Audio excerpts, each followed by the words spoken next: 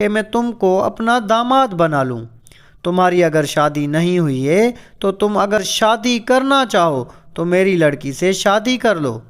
بس جناب یہ سننا تھا کہ ان کا دماغ چکرانے لگا، اس لیے کہ بادشاہ کی بیٹی کو یہ فقیر شادی کر کے کیا کرے گا۔ بسم اللہ الرحمن الرحیم۔ تمام بھائی اور بہنوں کو السلام علیکم۔ حضرت شجاع کرمان کے بادشاہ تھے۔ یہ کرمان ایک بستی ہے۔ حضرت شجاع اس بستی کے بادشاہ تھے اور ساتھ ہی بہت بڑے اللہ کے ولی تھے۔ ان کا ایک قصہ مشہور ہے کہ ایک دفعہ وہ مسجد تشریف لائے۔ نماز پڑھنے کے بعد دیکھا کہ ایک طالب علم نماز پڑھ رہا ہے، بڑے خشوع کے ساتھ، بڑے اطمینان کے ساتھ، اور ایسی اچھی نماز کہ انہوں نے خال ہی کسی کو ایسا نماز پڑھتے دیکھا تھا۔ تو ان کا دل اندر سے کہنے لگا کہ یہ طالب علم جو نماز پڑھ رہا ہے، اتنی شاندار نماز، یہ اس قابل ہے کہ میں اس کو اپنا داماد بنا لوں۔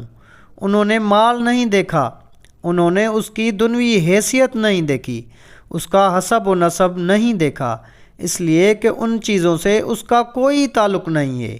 تو شیخ کرمانی کے دل میں آیا کہ کیوں نہ میں اس کو اپنا داماد بنا لوں۔ وہ طالب علم نماز سے فارغ ہوا تو انہوں نے اپنے وزیر سے کہا کہ اس طالب علم کو بلا کر لاؤ۔ وزیر نے جا کر اس کو بلایا۔ وزیر کے بلانے پر وہ بیچارہ کانپ گیا کہ بادشاہ بلا رہے ہیں، پتہ نہیں کیا بات ہے۔ اب وہ آیا ڈرتے ہوئے، کانپتے ہوئے کہ معلوم نہیں میرے سے کیا خطا ہو گئی، لغزش ہو گئی، یا معلوم نہیں کہ کیا سوال کر لیا جائے اور میں جواب دے نہ سکوں۔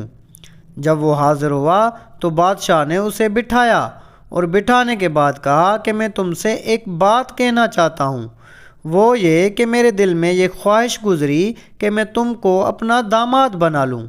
تمہاری اگر شادی نہیں ہوئی ہے تو تم اگر شادی کرنا چاہو تو میری لڑکی سے شادی کر لو۔ بس جناب یہ سننا تھا کہ ان کا دماغ چکرانے لگا، اس لیے کہ بادشاہ کی بیٹی کو یہ فقیر شادی کر کے کیا کرے گا، کہاں رکھے گا، کیا کھلائے گا، کیسے اس کی خواہشات پوری کرے گا۔ اسے ہو سکتا ہے کہ دن میں 50 جوڑوں کی ضرورت ہو۔ اب بیچارہ چکر میں آ گیا، ہاں کہوں تو مشکل، نہ کہوں تو بھی مشکل۔ ہاں کہنے میں یہ مصیبت، نہ کہنے میں یہ کہ بادشاہ کہیں ناراض نہ ہو جائے کہ میری طرف سے یہ پیغام دیا جا رہا ہے اور تو ٹھکرا رہا ہے۔ بالآخر اس نے قبول کر لیا۔ اس کے بعد شادی کا وقت آیا، شادی ہو گئی۔ شادی ہونے کے بعد رخصتی ہوئی۔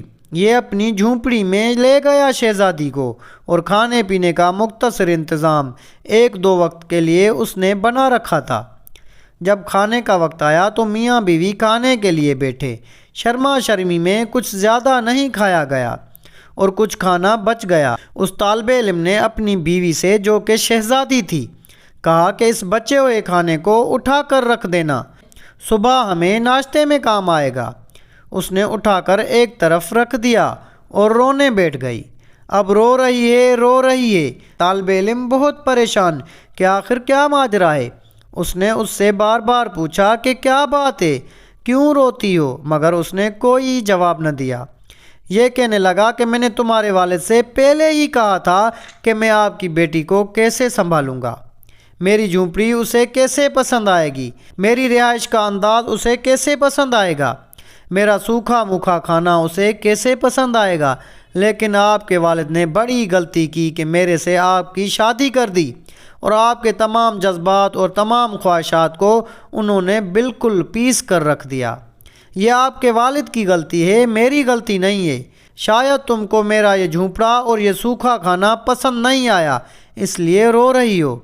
شہزادی نے کہا میں اس لیے نہیں رو رہی ہوں کہ مجھے جھونپڑے میں رکھا گیا، سوکھا کھانا کھلایا گیا، بلکہ اس لیے رو رہی ہوں کہ میرے والد نے مجھے یہ کہا تھا کہ میں ایک متقی، پرہیزگار اور اللہ والے سے تیرا رشتہ کر رہا ہوں جو توکل علی اللہ کی دولت سے مالا مال ہے، لیکن میں نے یہاں پر آ کر آپ میں توکل نہیں دیکھا۔ آپ کہہ رہے ہیں کہ کھانا اٹھا کر کل کے لیے رکھو۔ جس خدا نے آج آپ کو دیا کیا وہ کل نہیں دے سکتا؟ اس لیے مجھے رونا آ رہا ہے۔ اللہ اکبر! آپ سوچئے کہ وہ بادشاہ کیسا ہوگا اور بادشاہ کی بیٹی پر اس کی تربیت کیسی ہوگی۔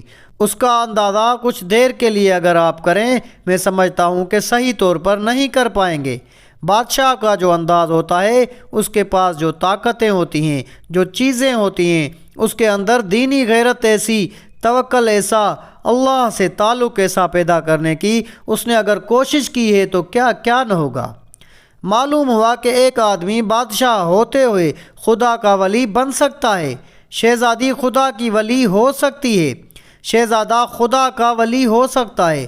معلوم ہوا کہ اللہ تک پہنچنے کے لیے ہزاروں راستے ہیں، کروڑوں ہیں، جس راستے سے چاہے آدمی پہنچ سکتا ہے، کوئی چیز اسے اللہ تک پہنچنے سے روک نہیں سکتی، جیسا کہ آپ کو یہ مثالیں بتا رہی ہیں۔